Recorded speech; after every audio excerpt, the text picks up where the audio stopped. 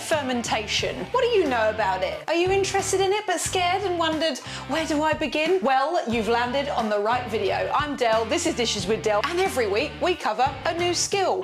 Whether it's baking, using up your garden abundance, my personal favourite, using up things that might be going to waste or are looking a bit sad and floppy and you're not quite sure what to do with them, and just generally helping out all of you guys who want to become better home cooks. So if you're a beginner when it comes to lacto fermentation, you are in the right place. Fermenting things is a tale as old as time. They've been doing it for centuries in all different parts of the world. It's a great way to preserve things, make them last longer, and also are good for your belly. So if you're interested in beginner lacto fermentation, grab your apron, get it on, and let's get into the kitchen.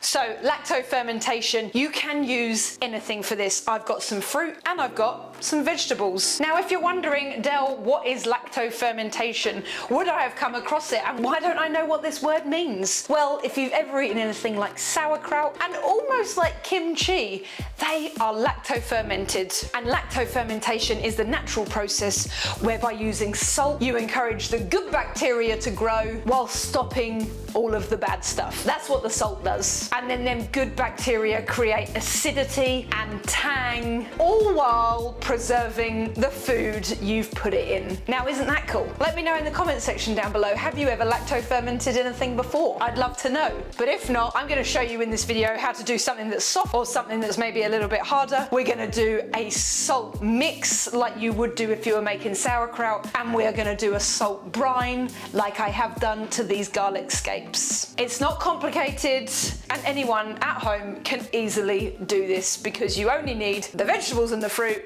and the salt. So let's get into making these wonderful fermented items.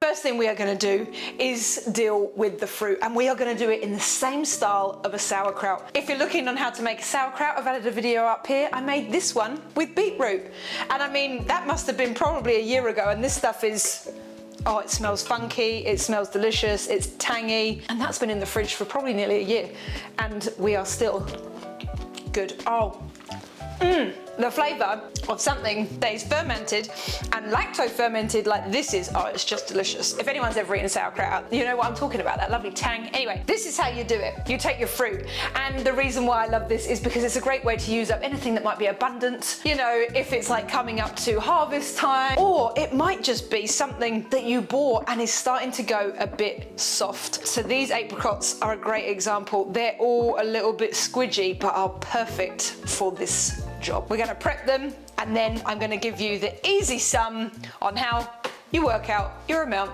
of salt. And make sure that when you're prepping the fruit, if there are any blemishes, just cut them off. If there are any stalks, take them out, and make sure that you have a large enough jar to fit them all in. You want it to be as close to the right size as possible. And I like to cut these into quarters so that there are just a few more pieces there, and there's a little bit more space for the salt to work on. So this is the first method where it's like dry, and the other method is with water. So we need to work out how much fruit we have, and then we do the easy sum. And this is for a 2% brine, which is the usual when you're making a lacto ferment. You can go a little bit higher to 3, but personally it starts to get a bit salty, and I just quite like the 2%. It's the way I've always done it. So let's get the weight of these. We've got 618 grams. So to get the 2% of this, we do 619 grams times 0.02 equals 12.3. So to this bowl, I'm going to tear the scale and add in 12 grams of salt. Nothing like when something goes slightly wrong, I managed to tip in 24 grams of salt. So we're actually going closer to a 3%. That's just what happens sometimes. Either or, doesn't matter, but you understand what I'm saying. Things sometimes go wrong in the kitchen. And that was a moment of it going wrong. The salt came out fast, and we ended up now with a 3% salt ratio. But as I said, luckily before it went in, that also doesn't matter, because a 2 or a 3% is roughly what a lacto ferment will always be. Anyway, all you need to do now is mix this all together. And what is going to happen is that salt is going to bring out the moisture in these apricots. I'm just going to sit that to one side and let it do its thing for 5 to 10 minutes. As you can see, moisture is coming out into the bottom of the bowl. They're looking shiny and wet from where they are letting the moisture out, so we can get these into our jar. And that's it. You know, they've started to let out all of their moisture. They're looking good. Whereas when you're making a sauerkraut, you probably would really massage the salt in. Obviously, an apricot is very soft. So we don't want to bruise it too much, because it would be really amazing if we could keep a little bit more of its structural integrity.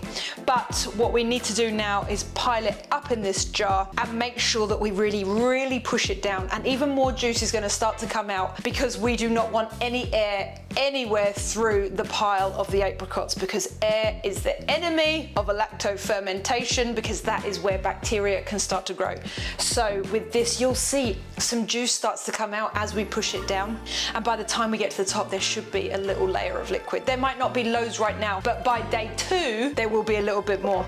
So let's get these piled up in there. We're really going to concentrate on how we get them in, pile them up nice and tight. Let's go. As I add them into the bowl, I am actually pushing them down a little bit so that they are compacted. This is where you need to take your time and make sure that they are all good and squished in. I like to use a little chopstick just to release any little air pockets that you might find down the bottom, and then you can push it in a little bit more and hopefully they will all disappear. And there they are. They're all squished in. You can see there's a little hole down here in the bottom, and as I was doing previously, I just take a chopstick and just make sure it gets filled with a little bit of juice, because you do not want any air down the bottom.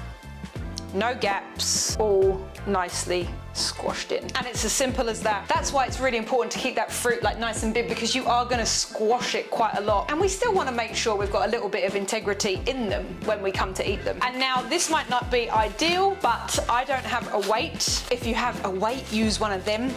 And what is really great is if you had something like a cabbage leaf, you could sit that on top, but I don't. And I do actually have some of this fantastic home composting plastic wrap, so I'm actually going to use that. And we are going to create a seal on top of our apricots, like so that there is no air touching the surface of the apricots.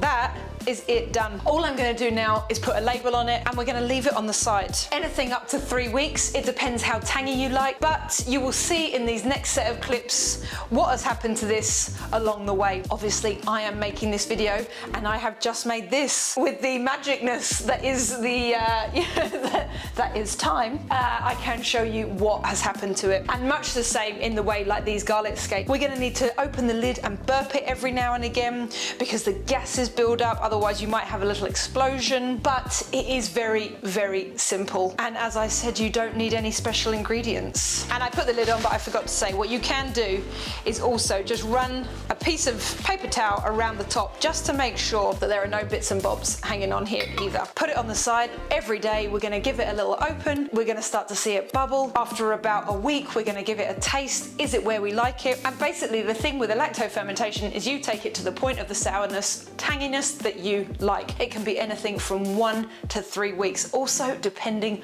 on the climate in which you're in. Now, let's move on to the carrots.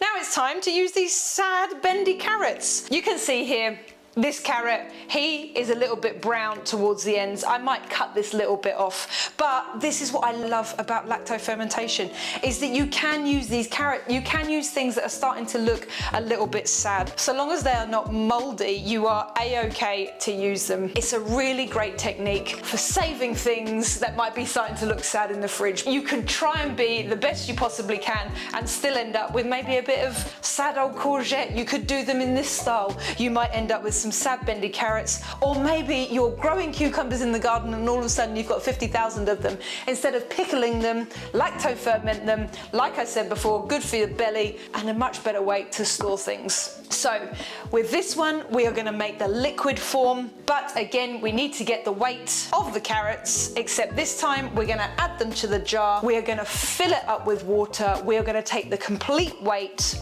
and then do the sum of that weight times 0.02. So let's get these guys prepped and into the jar. So with these carrots, I am just going to prep them down a little bit. I'll take off the top stalks, I'll take off any of the end pieces. Like I said, that sad carrot that's looking a bit battered towards the end, we're going to cut that off. And we kind of want to make them around the same size. So these larger carrots I'm going to cut into smaller pieces so that they are not that dissimilar to the skinnier ones. That way you know that you're going to have a consistent result in your jar. Not utterly necessary, but I like to do it because then you can just take a stick out at a time and have a nibble. So silly me here again, God, having an absolute mare today. You need to know how much the jar weighs before you put all the stuff in. So that is 349. So you need to know that because obviously we're going to have to take it away from the weight of the water and the carrots. So let's get these guys back in. So let's add that to the scale. We're going to cover this with the water all the way to the top because again, air is the enemy and we want to make sure that the water is fully covering the veg. The water is covered and now we have 1 kilo and 12 grams. So we'll take away the 349, so it's 663 grams is the weight of the water and the vegetables. So now let's times that by 0.02 for the 2% solution, and that gives us 13 grams of salt. So I'm going to tear my scale, and this time with a spoon, I'm going to add in 13 grams of salt. Now what's great about this is you can also add in some other little bits and bobs. So I'm going to add into this a few little black peppercorns and some chili flakes, because then we're going to have another little flavour note in there, and that is what is great about this. You can literally add in anything you like. You know what, even in with these apricots, I could have put in some spices like some cloves or maybe some cardamom. This is so unbelievably customisable to whatever you have, and it is a great way to save things from going in the bin.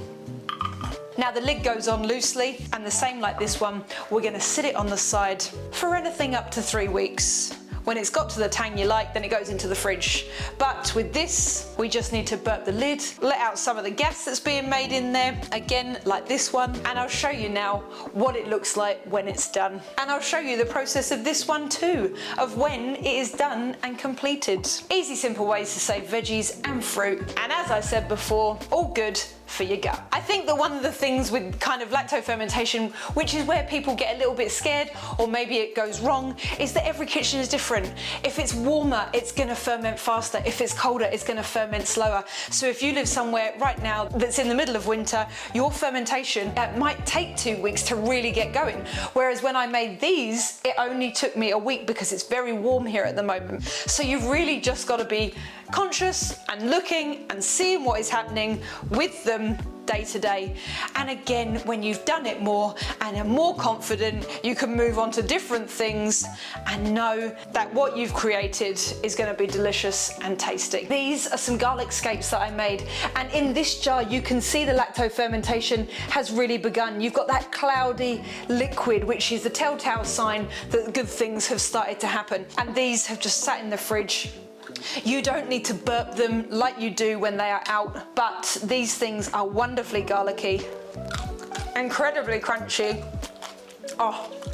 and a little bit tangy. You can cut them up, put them in salad. You can see here when I made these how incredibly fizzy they were on like the 3rd day, and then it starts to slow down. So you'll see the same thing happen with these. You'll have a moment where the fermentation really begins to get going, and then it will calm right down. All you have to remember is that you want no air in there, and if you see mold on the top or it smells funky and gross, well then it's probably not right and is maybe better off going in the bin, which isn't my favourite place for food to go, but sometimes things just go a little awry. So that's all we've got time for this week. I hope that this video has made you think about fermenting something that you've never fermented before, and hey, let me know in that comment section down below what you're going to ferment first. I would love to know. If you're ever looking for recipes or anything like this, head to my website, and over there you can find out how to make these delicious ferments, lots of other different stuff, all while cutting down on your waste, making delicious tasty stuff to eat at home, and learning a thing or two along the way. This has been Beginner 101 of lacto fermentation, and I'll see you all soon with something else utterly delicious. See you later.